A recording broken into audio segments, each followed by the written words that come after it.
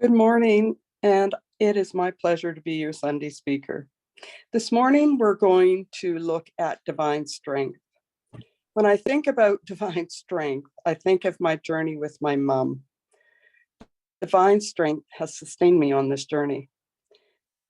In the revealing word, the word strength can be interpreted as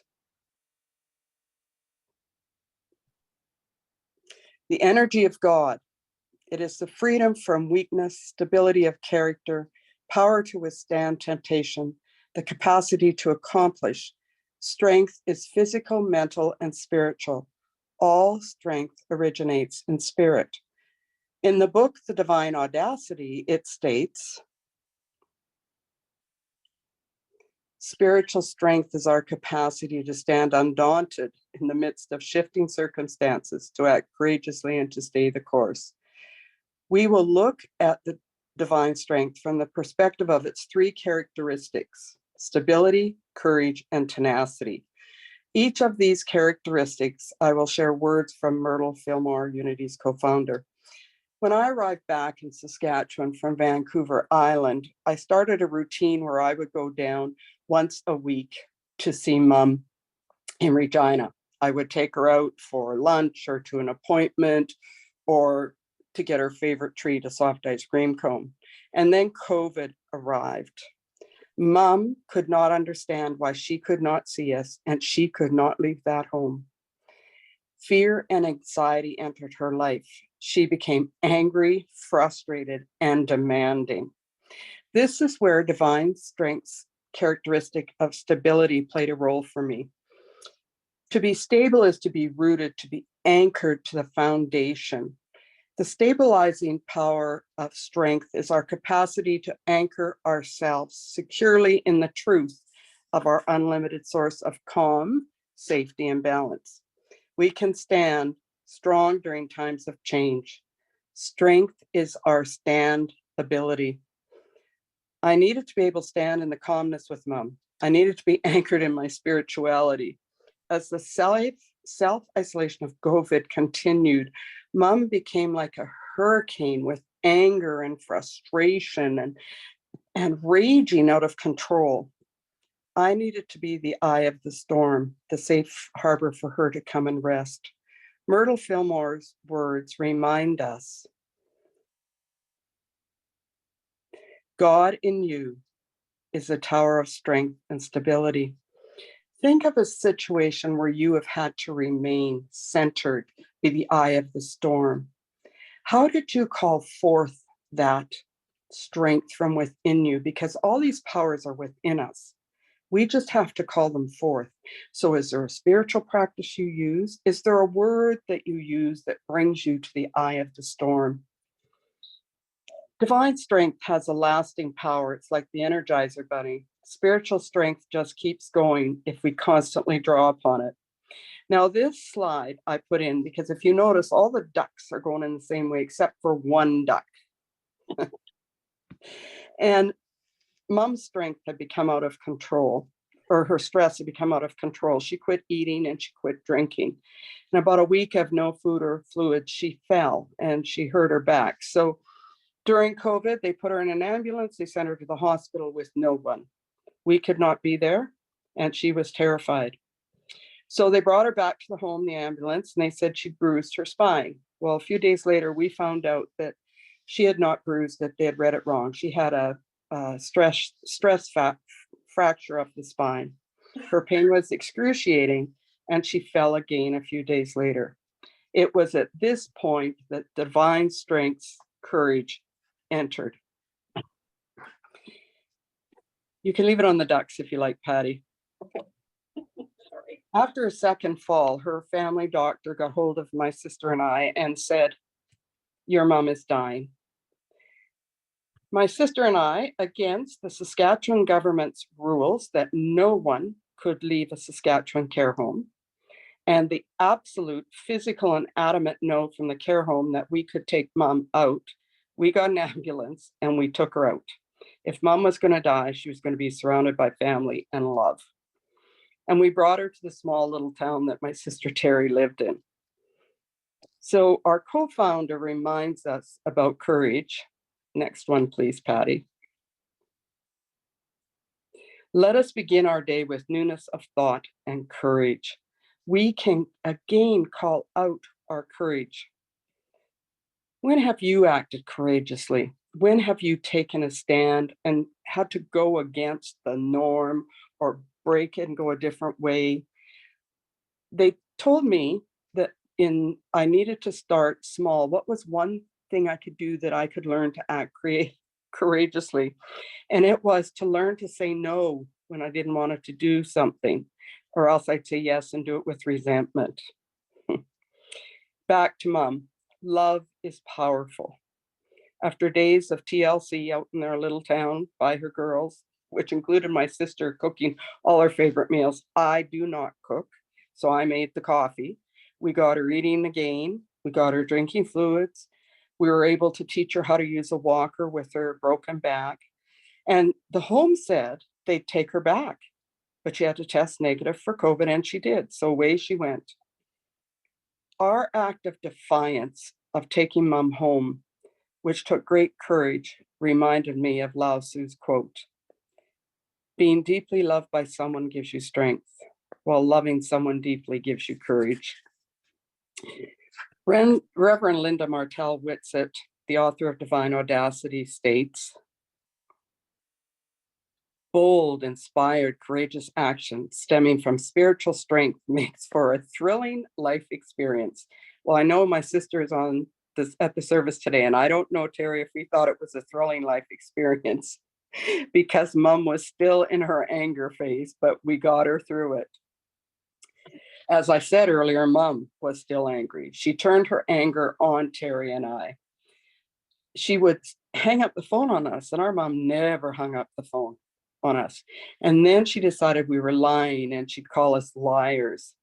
This is where divine strength of tenacity comes in. Tenacity is staying the course. A dandelion can grow in ungrowable conditions. And when I see a flower do like this, I think, what tenacity. It was going to bloom no matter where it was planted. It's going to bloom. And again, I call upon Myrtle Fillmore's words. The vitalizing life of spirit fills you to overflowing with all the strength, vigor, and vitality you need to sustain you. You may not know this about me, but I have quite the temper. I've been working on it since I was in my 20s. On one of the last times I was driving down to Regina to see mom because the home had phoned and said, we'd like you to come down. And COVID was in one of its mid things where we could go. I got in the car and I'm rushing down to Regina, and my cell phone rings and I know it's mom. So I have to slow down, pull to the shoulder. I'd stop, I'd go to answer it, and I'd hear her hang up. And then I try to phone her for 5 minutes and I couldn't. She was busy. So I thought, well, if I don't get in the road, I'm not going to get down there, and I don't know what's happening to mom. So I swung out, I go 20 clicks, the phone would ring, pull over, she'd hang up.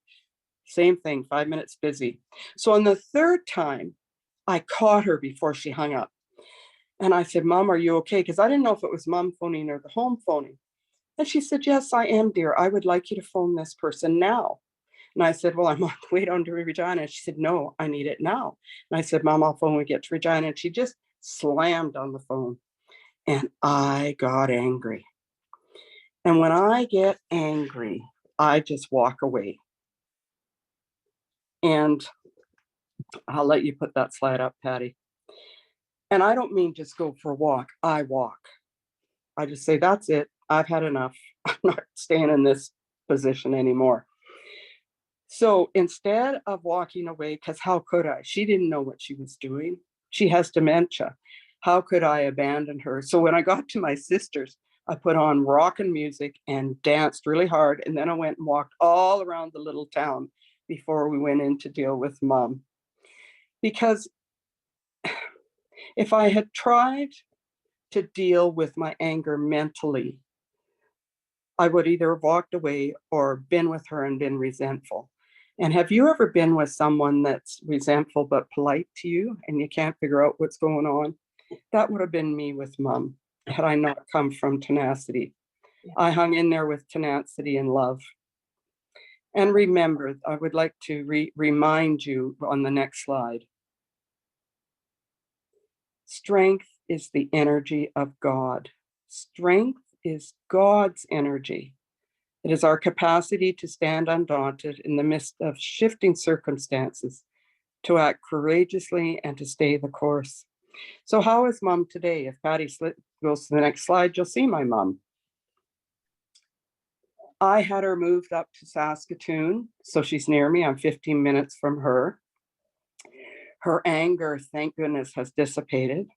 She is loving, she is kind. She has a very quick wit. The other day they phoned us and said we've had to call an ambulance, and Mom collapsed at lunch and kind of, I don't know if she fainted or what, but when she came out, this is my mom. She said, "Oh, hi," and she looked at the worker and she said, "Lisa, I hope I didn't scare you." And that's just who my mom is. Oops, sorry. That's all right. And does she remember anything? Her latest moved into dementia is we say something and it just flies right through. I want to end my talk with how Mom ends her talks with her daughters, because there was 3 of us. And she always ends with "go with God's blessings." My blessed Unity Halton Peel, I want to end my talk with Mom's words for you. Go with God's blessings. And so it is. Amen. Amen. Okay, so we're going to do something a little different today for meditation. I'm going to do an invocation, and I'd like to lead you through this spiritual practice. I have used this practice for the last 15 years. It is the Divine Light invocation, and some of you may know it. I choose to use this today as a meditation because in the Divine Audacity, Reverend Linda Martella Whitsett dares us to be the light of the world. She dares us. She states, to be the light of the world, we must first acknowledge the light, admit the light, and allow the light. So your role in this invocation is just to get comfortable. I will guide you completely through it. Twice, I will ask you to take a deep breath, and then I'm going to very quickly say the invocation. When it's done, I'll tell you to exhale. You'll have periods of visualization, silence. And at one point near the end, I will ask you to put your palms forward. And I can't show you with both, but that means just to put your hands forward like this when I say, please put your palms forward. And I'll ask you to open the door of your spiritual heart center, not your heart center, your spiritual heart center. At the end of the invocation, I will end with Namaste. The invocation is approximately 5 to 7 minutes, depending how it goes. Before we start, I would like to share the words of the Divine Light invocation with you. I am created by divine light. I am sustained by divine light. I am protected by divine light. I am surrounded by divine light. I am ever growing into divine light. So make yourself comfortable, shake your shoulders, get settled in. You may choose to close your eyes. Okay. If your eyes are closed, just keep them closed through the whole process. If they are closed, focus them on the space between the eyebrows. Now take a deep breath in and hold as I repeat the Divine Light invocation. I am created by divine light. I am sustained by divine light. I am protected by divine light. I am surrounded by divine light. I am ever growing into divine light. Exhale and relax. Keeping your eyes closed and using your imagination, see yourself standing in a shower of brilliant white light. See the light pouring down upon you, flowing into your body through the top of your head, filling your entire being.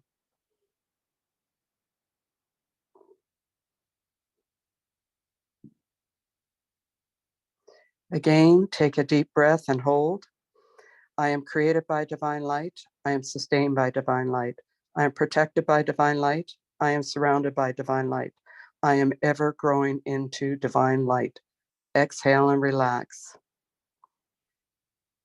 Concentrate on feeling a warm glow of light suffuse your entire body. outside as well as inside.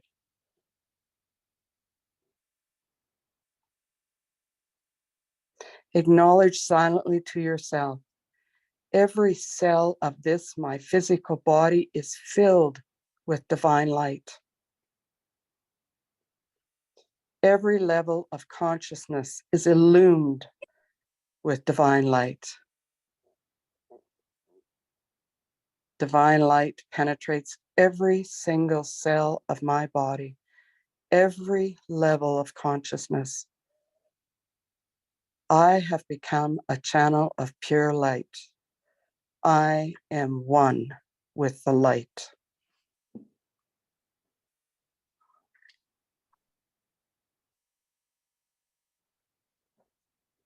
The divine light invocation is an exercise of will as well as an act of surrender.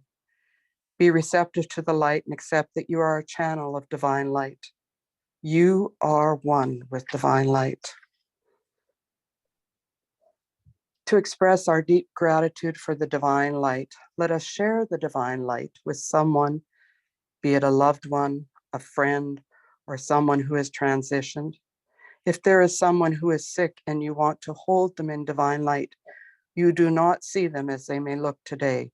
You see them glowing with health, joyful, and full of life. So visualize that person or persons standing before you. If it is a family, see them all standing in front of you. Turn your palms facing forward. Now mentally open the doors of your spiritual heart center. Let the overflow of light from within you stream forth. Remember, you are one with divine light. You are pure light. You let your overflow of light stream forth, encircling the person and spiraling upward in a clockwise direction, enveloping them completely. See love flow in and through them. See the peace that surpasses all understanding enveloping them. See them whole, perfect, and happy. See them filled with brilliant divine light.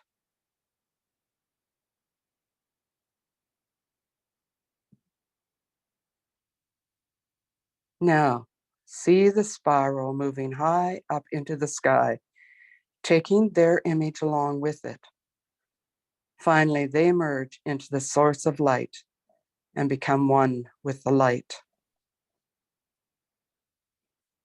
When they have passed from your view, relax and silently give thanks for having this opportunity to hold them in light.